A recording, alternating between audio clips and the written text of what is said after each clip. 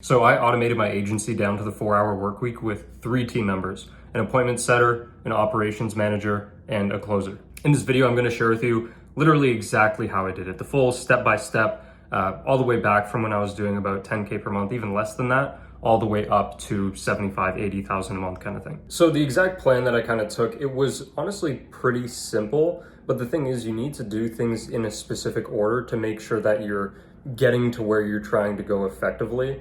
And one other thing that a lot of people are surprised by is how I automated my service delivery, as well as, how I maximize my margins, because that was a part of it. Because if you do everything in-house, meaning you don't use white label companies, you get to make all the money that they'd be making off of you and just keep it in your pocket. Right now, it's extra work, right? And you don't have to do that, but that's something I personally wanted to do, to take all that margin, have control over the service delivery, and be able to differentiate my entire business a little bit better than I would be able to if I had a white label partner, just running copy paste ads for 75 agencies and I'm just one of them. So actually, let's go all the way back to the beginning when it was just me. It was just me, sending cold emails, sending cold DMs, sending cold LinkedIn messages, whatever it was.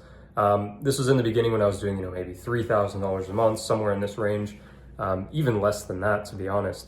And at that point, I was sending so many messages and I had to do client work and everything like that. So I hired a VA to send my cold emails out for me and to manage the cold outreach side of things, because it just wasn't really, it was starting to take up too much of my time. So when you find that, 2 hours a day consistently is taking up a lot of your time out of doing other things in the business, taking a lot of mental energy away from you, and you're making good enough money to save those 2 hours at a rate of $5 or $10 an hour, then 100% outsource at that point.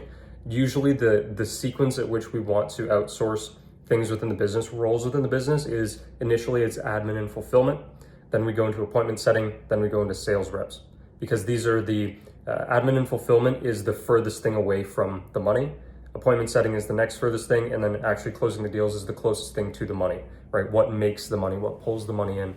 And there's marketing and everything like that too. So some people are confused about should I hire a VA? Is a VA technically marketing if they're doing my outreach? No, because they're doing the admin repetitive task of sending the message. You're not outsourcing the copywriting to them. You're just simply outsourcing them sending the message for you and doing the repetitive task, right? So that's the kind of textbook industry standard way to start. I'm a very textbook person in general, so that's how I started.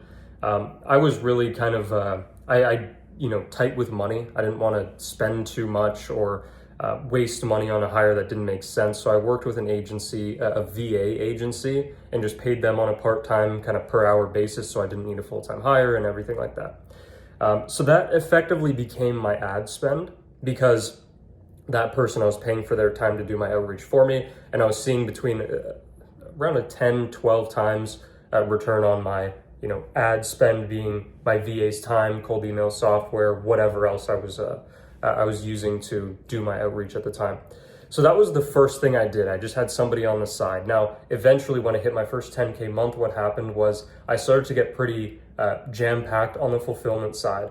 I signed a number of clients on at the same time. I was doing everything myself. So then I extended that VA's additional work hours, or actually no, I got a second VA in that company who was just trained in different roles basically, and trained that person on being the person who would help me launch client accounts. So onboarding, an onboarding assistant kind of. So I was still doing my client onboarding calls, but I had a VA actually doing the tech setup and setting up the Facebook accounts and everything like that. Now, the thing that's important to note is that I set my business up so that, again, we're doing all the service delivery in-house, because that allows us to differentiate and get all of that margin. So I created a full service delivery system. Right now, it's not just SOPs per se, although there's a degree of that, but I made a full library of ad copies, and I made a full system for actually servicing client ad accounts, maintaining ad accounts, things like this, so that, I can get help on that side of things. But that's coming in a little bit, because right now with this admin VA just,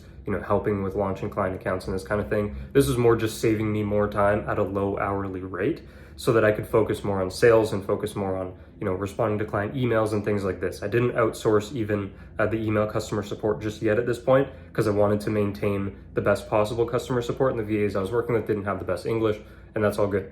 That's how I wanted to do it.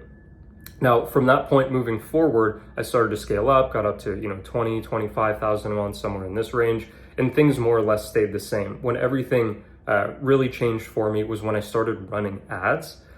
Because when I started running ads, now all of a sudden I'm panicking to hire an appointment setter because I have 8, 10 new leads coming in per day, and I just simply couldn't keep up. So at this point, I'm scaling pretty aggressively. Tons of calls are getting booked on the calendar now, kind of out of nowhere. I was not ready for this, to be honest. Then I hired an appointment setter to call the leads and book appointments for me. So that took a full-time job off of my calendar, literally, because I just simply could not keep up. Then it made sense for me to do that, right? I just didn't have enough time to do that. Then at that point, okay, now I'm pretty much just the sales rep, although I was doing a lot of the fulfillment too. Now, I got myself caught in a snag at that point where I hit a record month, I had a ton of money come in, I had a ton of new clients come in, and all of a sudden I wasn't able to keep up with the calls and the clients myself. So I actually had to pause my ads for a little bit. For about 1 to 2 weeks, I paused my ads just to make sure I could service my clients and to hire an operations manager full-time to do all the client work, train the operations manager on supports. My guy, Nick, he still works with me today. And then at that point, I was pretty much just a sales rep, right? Because I had somebody fully running the fulfillment side, like completely, with the exception of I would write, 1 ad per week if as needed. And eventually I even just stopped because we had such a big bank of ads, I didn't even need to write anymore.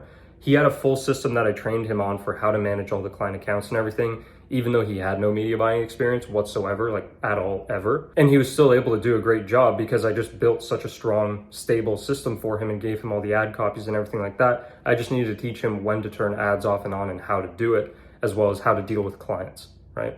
And then he started taking the launch calls as well, and I gradually transitioned myself out of that over the course of 3 weeks, 4 weeks, something like that. So at this point, it's just me as a sales rep. Next move, calendar's fully stacked, is to hire a sales rep. So I hired a sales rep at that point. Then that got me to a point of just simply 4 or 5 hours a week of meetings, plus any additional fires that needed to be put out. But that was more or less it. So that was the sequence at which I went about doing things. And it was, what you'll notice is there's a trend of when it becomes not the best use of time to grow the business to do a certain task, or when you just simply can't keep up with the task, those are good times or good places to hire. Now, some people hire preemptively, meaning ahead of time when they anticipate certain growth, and that can be really smart too. And if I could go back, that's what I would have done for some of these positions, but I just didn't anticipate the speed at which I grew, that first time around. But anyway, yeah, that's how I did it. If you do want to work closer with me personally to scale your agency or to scale even a different type of business, you can click the link in the description, book a call with me personally. We'll have a chat about that, see if it makes sense. Otherwise, click whatever's popping up on screen here, and I'll see you there.